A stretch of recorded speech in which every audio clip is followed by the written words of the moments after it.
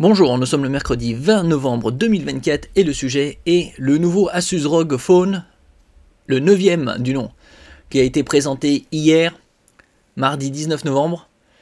Et donc pour la précommande, comme vous pouvez le voir ici, précommandez le ROG Phone 9 Pro et obtenez gratuitement un refroidisseur Aeroactive couleur X du 19 novembre au 1er janvier 2025. Et nous allons voir ensemble les specs de ces nouveaux ROG Phone 9 et leur déclinaison, ainsi que leur prix.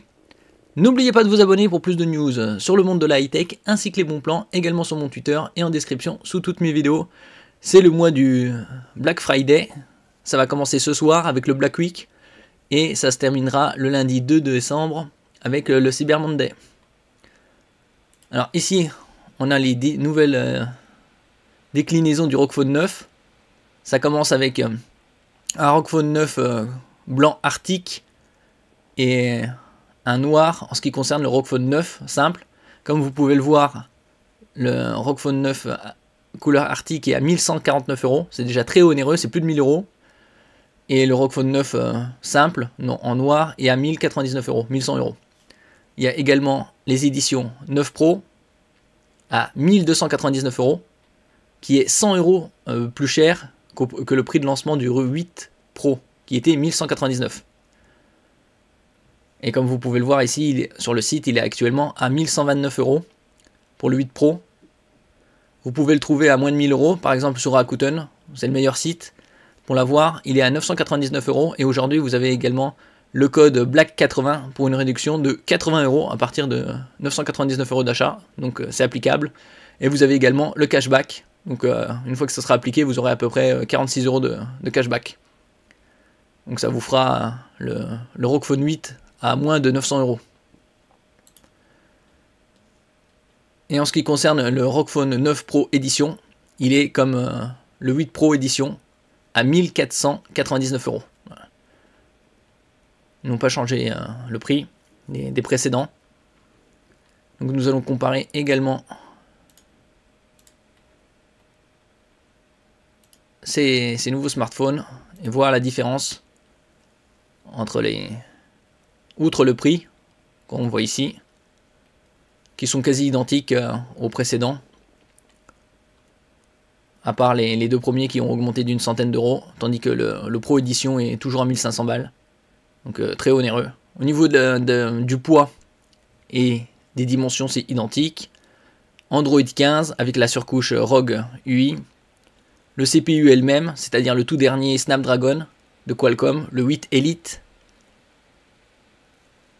Alors, au niveau de la mémoire vive, on a du LPDDR5X en 12 pour les entrées de gamme, c'est-à-dire en ROG Phone 9. Le Pro, il a 16 et le Pro Edition 24, comme sur l'édition, comme sur la génération 8. Il n'y a pas grande différence entre le 8 et le 9. L'écran, c'est du 6,78 pouces Full HD+, 2400 par 1080, AMOLED, avec LTPO de 1 à 120 Hz, et en mode gaming 165, ça peut même monter jusqu'à 185 Hz, en mode Game Genie. Luminosité à 2500 nits, 1600 de base. Après ça reste les specs des écrans AMOLED, comme sur les générations précédentes. Corning Gorilla Glass Victus 2, le dernier. Quasi tout est identique, la seule différence entre les différentes déclinaisons, c'est la quantité de RAM et la quantité de stockage.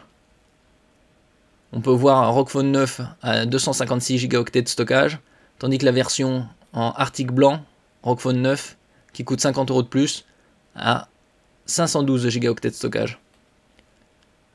Le ROG Phone 9 Pro, lui, passe à 16 Go de RAM et 512 Go de stockage, tandis que la Pro Edition, c'est le maximum 24 Go de RAM et 1 Teraoctet de stockage. Au niveau des caméras, tout est identique. Un capteur principal Sony, Lithia 700, 50 mégapixels.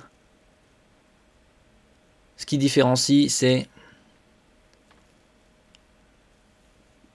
téléobjectif sur les Pro et Pro Edition avec 32 mégapixels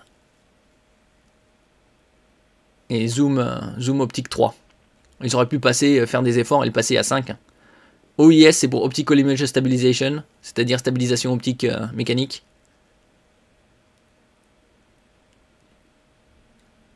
Au niveau de la caméra frontale, c'est-à-dire pour les selfies, c'est du 32 mégapixels avec technologie Pix Binding, c'est-à-dire que ça combine 4 pixels du capteur pour en former un, surtout en basse luminosité.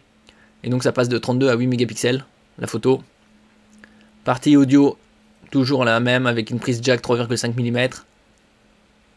3 microphones pour réduction du bruit. Enregistrement vidéo de la 8K à 30 images, comme on avait vu précédemment. Technologie sans fil avec Wi-Fi 7, Bluetooth 5.4, Wi-Fi direct, NFC, Near Field Communication pour l'utiliser comme moyen de paiement ou comme passe Navigo par exemple. Navigation, double SIM 5G. Pas beaucoup de différence entre ces différentes déclinaisons. La batterie passe à 5800 mAh alors que sur la génération 8 c'était à 5500. Un chargeur rapide 65 watts.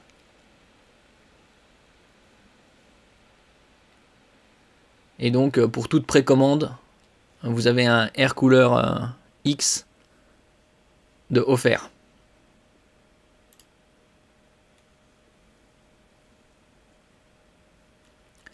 Merci pour votre écoute et à la prochaine.